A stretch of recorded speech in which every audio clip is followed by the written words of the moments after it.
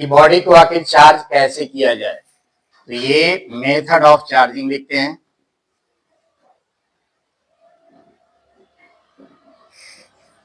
Mainly charging का 3 process है, या तो घर्षण से कीजिए यानी रगड़ करके आप चार्ज कीजिए, वो मेथड चार्ज इसको कहते हैं चार्जिंग बाय फ्रिक्शन।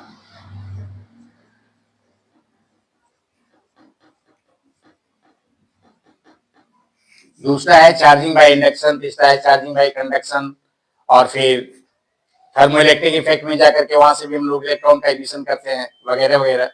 लेकिन मेनली जो चार्ज करने का प्रोसेस है वो 3 ही अडॉप्ट किया जाता है। पहला है चार्जिंग बाय फ्रिक्शन। आप जरा सा इसमें हम लोग एक एग्जांपल लेते हैं। मान लिया ये 2 बॉडी है, एक ए और दूसरा है ये बी। मान लिया इसका एटॉमिक नंबर 11 है और इसका एटॉमिक नंबर 13 है, ये मान लिया। फिर सिर्फ समझाने के लिए, अब जब एटॉमिक नंबर 11 है तो इसमें नंबर ऑफ प्रोटॉन्स कितने हुए? ये 11 हो गए, यानी चार्ज कितना हुआ? Plus 11e। Proton positively charge particle है। आप नंबर ऑफ इलेक्ट्रॉन्स कितने हुए? ये भी 11 हो गए, और इस पे चार्ज कितना हुआ? -11e। Total amount of charge अगर निकालना चाहें, ये Q equal to Q1 plus Q2, तो ये आया प्लस 11e माइनस 11e, ये कट के 0 आ गया। कहने का मतलब है कि कोई भी एटम ऐसे न्यूट्रल होता है। ये तो हमने एक ही स्थिति दिखाई, जरा सा बी का भी स्थिति दिखाते हैं। In B number of protons कितने हुए? ये 13 है, इस पे जो चार्ज हुआ ये plus 13e। Number of electrons 13, और इस पे जो चार्ज हुआ वो है Q2 minus 13e। Total amount of charge अगर निकालना चाहें तो प्लस 13e माइनस 13e, ये कट गया 0 होगा। इसीलिए कहा जाता है कि एटम ऐसे न्यूट्रल होता है। आप जरा सा दोनों को रगड़ करके देखते हैं, रगड़ने के बाद होता क्या है।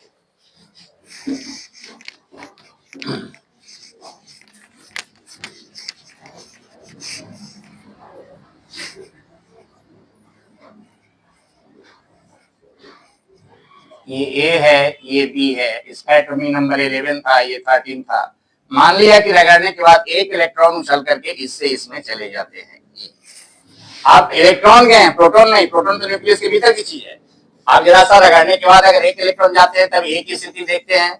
इन ए नंबर ऑफ प्रोटॉन्स वो जितने थे उतने ही रह गए, यानी 11, और ये जो चार्ज हुआ Q1 प्लस 11e। और number of protons, number of electrons कितने हुए? एक इलेक्ट्रॉन हमने कहा इससे निकल के इसमें चला गया, मतलब अब 11 नहीं रहे, नंबर ऑफ इलेक्ट्रॉन्स ये 10 हो गए, और इस पे जो चार्ज हुआ -10e। जब टोटल अमाउंट ऑफ चार्ज निकालेंगे तो लिखेंगे Q1 प्लस Q2, यानी प्लस 11e माइनस 10e, यानी सिर्फ प्लस e। यानी इससे इलेक्ट्रॉन जब एक निकल करके गया तो ये पॉजिटिवली चार्ज हो गया। अब जरा सा बी की परिस्थिति देखते हैं। In B number of protons कितने हुए? ये 13 है, charge Q1 equal two plus 13e। Number of electrons कितने हुए? तो एक इलेक्ट्रॉन इसमें जा चुके हैं, तो पहले से 13 था, एक और चला गया, यानी 14 हो गया। यानी चार्ज कितना हुआ? -14e। यानी टोटल अमाउंट ऑफ चार्ज निकालेंगे Q1 plus Q2 equal two plus 13e minus 14e, मतलब -e। कहने का मतलब ये कि जब दो बॉडी को आपस में हम रगड़ते हैं तो एक से इलेक्ट्रॉन निकल करके दूसरे में जाता है। जिससे इलेक्ट्रॉन निकल करके गया वो बॉडी पॉजिटिवली चार्ज हो गया, और जिसमें इलेक्ट्रॉन इंटर करता है वो बॉडी निगेटिवली चार्ज हो गया। ये मेथड है चार्जिंग बाय फ्रिक्शन का। आप चार्जिंग बाय इंडक्शन दिखाते हैं।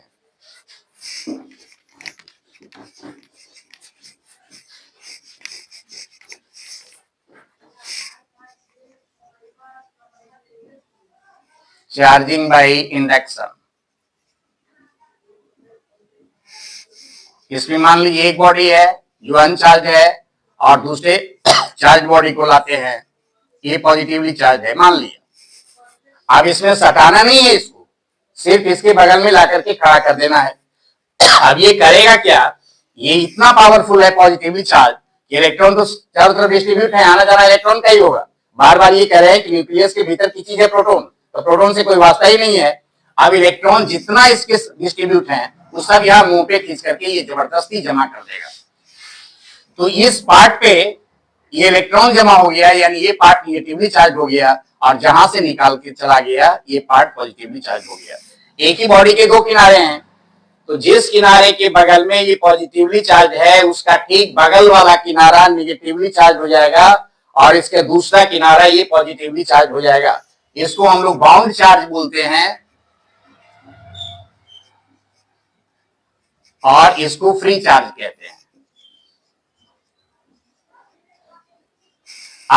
आपको करना ये है, ये फ्री चार्ज को सिर्फ हाथ से छू दीजिए, आपके बॉडी में चला जाएगा, या कनेक्टेड टू द अर्थ कर दीजिए तो ये फ्री चार्ज जाएगा, बाउंड चार्ज नहीं जाना है। ये निगेटिव चार्ज था यहाँ, और ये कनेक्टेड टू द अर्थ कर दिए, ये सारा चला गया इसके भीतर। अब ये जो बॉडी बच गया, मान लीजिए ये है बी था, आप यही वाला यूनिफॉर्मली डिस्ट्रीब्यूट यहाँ कहाँ हो जाएगा ये, यानी बॉडी निगेटिवली चार्ज हो गया।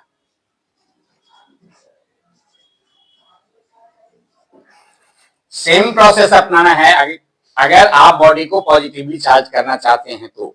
वैसी स्थिति में ये नेगेटिव चार्ज को बगल में ला करके खड़ा करना पड़ेगा। दिखा देते हैं ये भी। मान लीजिए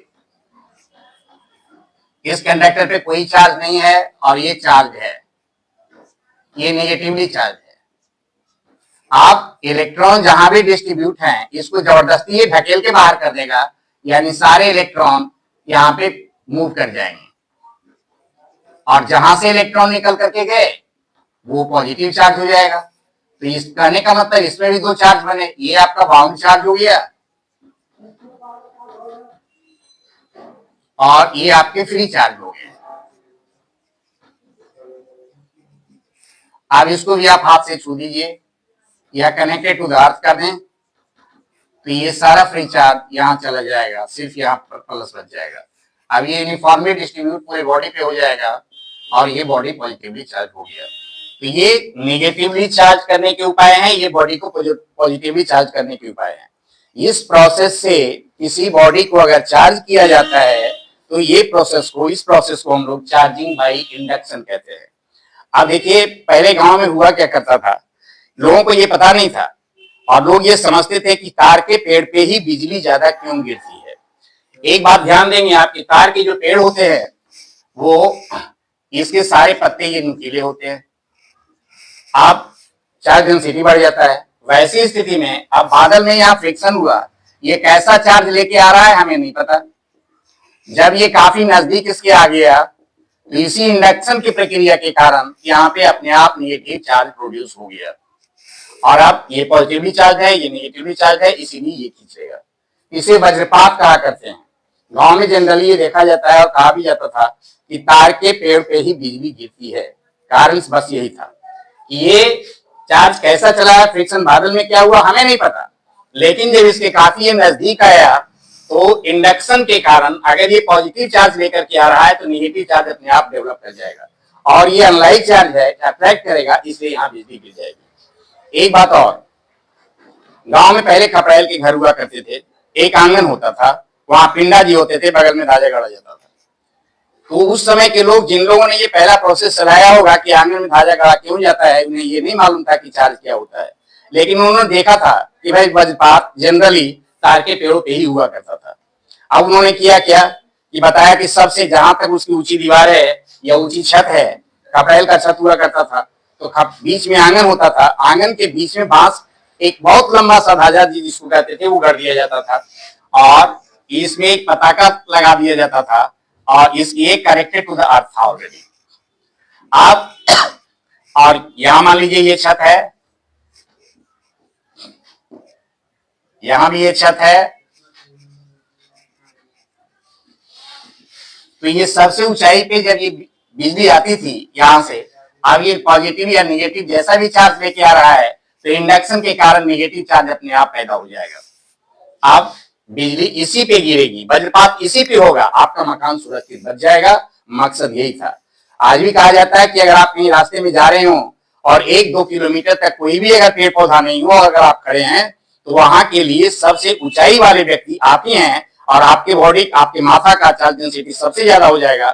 इसलिए 2 किलोमीटर दूर भी अगर वज्रपात होने वाला होगा तो आपका माथा खींचेगा उसको। इसलिए कृपया ऐसा ना करें।